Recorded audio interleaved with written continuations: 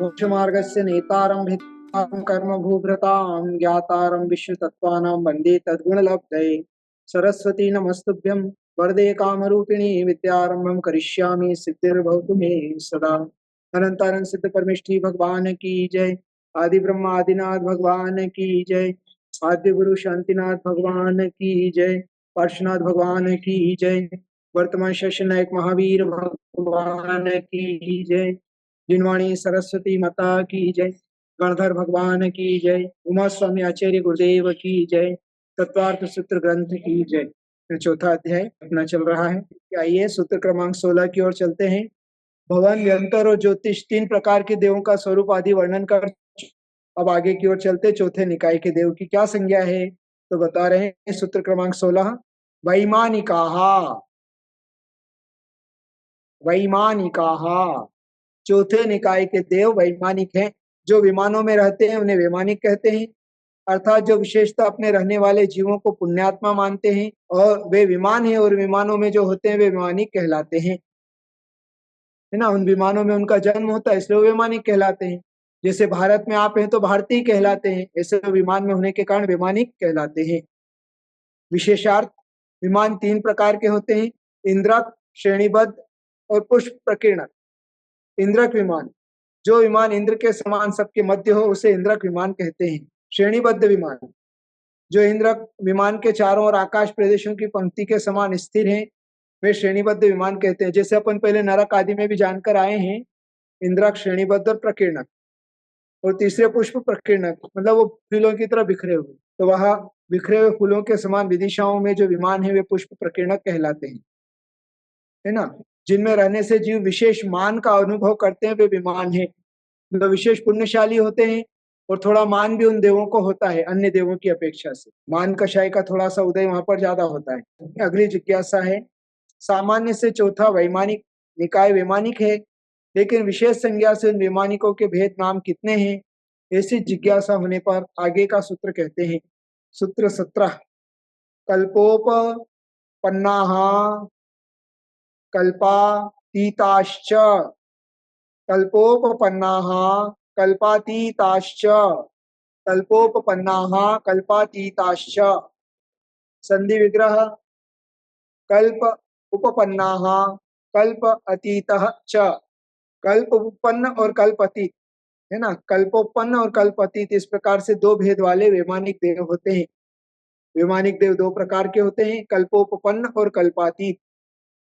लब्धार्थ, जिन देवों में इंद्र आदि इस प्रकार के भेद हैं उन्हें कल्पोपन्न कहते हैं, और जिन देवों में इंद्रादि 10 भेद नहीं है, सभी अहम इंद्र हैं, उन्हें कल्पातीत कहते हैं, है ना। पहले भी हम ये जानकर आए हैं, सूत्र आया था इंद्र सामानिक त्रैश्रेष्ठ पारिषद आत्मक श्लोक पाल अनेक प्रकीर्णक अभियोग्य किलविशिक आदि ये 10 प्रकार के जो होते हैं, ये 10 प्रकार की संज्ञा को कल्प कहते हैं। तो इस प्रकार की व्यवस्था जहां तक होती है वो कल्पोपन्न, और जिन स्वर्गों में ये व्यवस्था नहीं होती है वो कल्पातीत कहलाते हैं।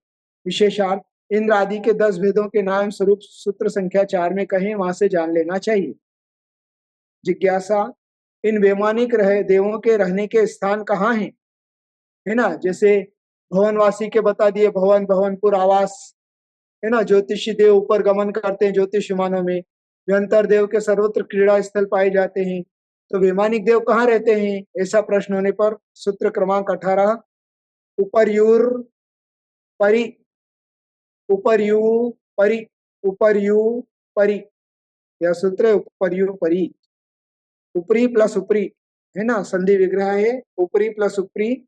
वैमानिक देव ऊपर ऊपर की ओर रहते हैं, वैमानिक देवों के विमान ऊपर ऊपर की ओर हैं। विशेषार्थ, जिस प्रकार व्यंतर एवं ज्योतिष देवों के निवास अस्त व्यस्त तिरछे विषम आदि रूप हैं, उस प्रकार वैमानिक देवों के निवास आड़े तिरछे नहीं हैं, ऊपर ऊपर की ओर हैं। मतलब ऊपर ऊपर ऊपर ऊपर ऐसे ब्लॉक में वो वहां पर विमान होते हैं, है ना। ये सरल है सूत्र, इसमें कोई कठिनाई नहीं है। उन विमानों में कितने कल्प, अर्थात कितने, आपने कल्पोपन्ना बोला तो कल्प में तो कितने कल्प हैं, कितने भेद हैं जहाँ वैमानिक देवा निवास करते हैं, तो ऐसी जिज्ञासा होने पर आगे का सूत्र कहते हैं। सूत्र उच्चारण में आइए। सौधर्म ईशान सानत कुमार महेंद्र ब्रह्म ब्रह्मोत्तर लांतव कापिष्ठ शुक्र महाशुक्र शतार सहस्रा विश्वानत प्राणतयो रारणाच्युतयो रारणाच्युतयोर नवसु ग्रेवेयकेषु विजय वेजयंत जयंता पराजितेषु सर्वार्थ सिद्धौ च। थोड़ा सा बड़ा सूत्र है पर कोई कठिन नहीं है, दो दो के जोड़े से याद करेंगे तो। सोधर्मेशान सानत कुमार महेंद्र ब्रह्म ब्रह्मोत्तर लांतव कापिष्ठ शुक्र महाशुक्र शतार सहस्रा रेश्वानत प्राणत्यो प्राणाच्युत्योर नवकुसु गिरिवेकेषु विजय वेजयंत जयंता पराजितेषु सर्वार्थ सिद्धौ च। सौधर्मेशान सानत कुमार महेंद्र ब्रह्म ब्रह्मोत्तर लांतव कापिष्ठ शुक्र महाशुक्र शतार सहस्रा वैश्वानत प्राणतयोर प्रारणाच्युत्योर नवसु ग्रेवेयकेषु विजय वैजयंत जयंता पराजितेषु सर्वार्थ सिद्धौ च। इस प्रकार से यहाँ सूत्र हुआ। सूत्रार्थ की ओर चलिए। सोधा में शान सानत कुमार महेंद्र ब्रह्म ब्रह्मोत्तर लांतव कापिष्ठ शुक्र महाशुक्र शतार सहस्रार आनत प्राणत आरण अच्युत नव ग्रेवयक विजय वैजयंत जयंत अपराजित एवं सर्वार सिद्धि के इन विमानों में वे देव निवास करते हैं। मतलब इतने सारे विमान देवों के हैं। लब्धार्थ सोधर्म आदि शब्दों की कल्प संज्ञा है, अथवा जो स्वभाव से हों वे कल्प कहलाते हैं, क्योंकि सुधर्मा नाम की सभा है वहां जहाँ उसी कल्प का नाम सोधर्म है। इस कल्प के संबंध से वहां का इंद्र भी सोधर्म इंद्र कहलाता है। इसी प्रकार आगे के विमानों के कल्प नाम भी जानना चाहिए। विशेषार्थ जहाँ से वैमानिक देवों के विमान प्रारंभ होते हैं वहां सुमेरु पर्वत की चूलिका के ऊपर एक बाल के अंतर से ऋजु विमान है।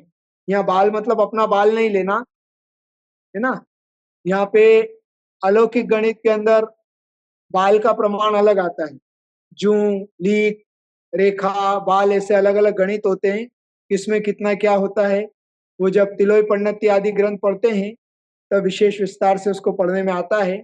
तो बाल मतलब यहाँ बाल अर्थात एक मापने का प्रमाण है, ना कि अपने बाल। जो सोधर्म कल्प का इंद्रक विमान है, ऊपरी ऊपरी इस पद से दो दो कल्पों का संबंध कर लेना चाहिए।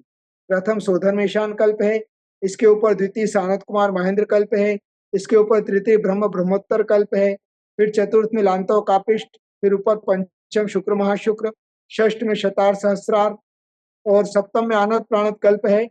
इनके ऊपर अष्टम में आरण अच्युत कल्प है। नीचे और ऊपर प्रत्येक कल्प में एक एक इंद्र है तथा मध्य में दो दो कल्पों में एक एक इंद्र है। तात्पर्य है कि सोधर्म ईशान सानत और महेंद्र इन चार कल्पों के चार इंद्र हैं। ब्रह्म ब्रह्मोत्तर इन दो कल्पों का एक ब्रह्म नाम का इंद्र है। लांतव और कापिष्ट इन दो कल्पों के एक लांतव नाम का इंद्र है। शुक्र और महाशुक्र इन दो कल्पों में एक शुक्र नाम का इंद्र है। शतार और सहस्त्र इन दो कल्पों में एक शतार नाम का इंद्र है। आनत प्राणत आरण अच्युत इन चार कल्पों में यही चार इंद्र हैं। इस तरह 16 कल्प विमानों में देवों के 12 इंद्र होते हैं। 90 ग्रेक से ऊपर सभी देव कल्पातीत हैं, है ना।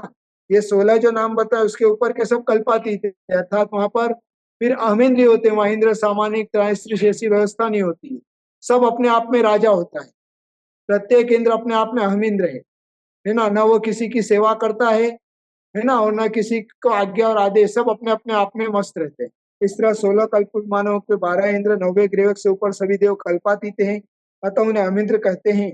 इस पद में नवसु पद से 9 अनुदिश का भी ग्रहण होता है ना। 9 अनुदिश विमान भी ऊपर होते हैं। इस प्रकार से हमने सोधर मेशान आदि के नाम जान लिए।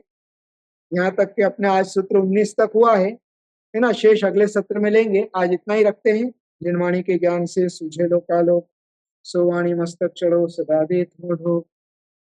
9 बार नमोकार मंत्र का जाप करेंगे। सबके लिए बहुत सारा मंगल आशीर्वाद।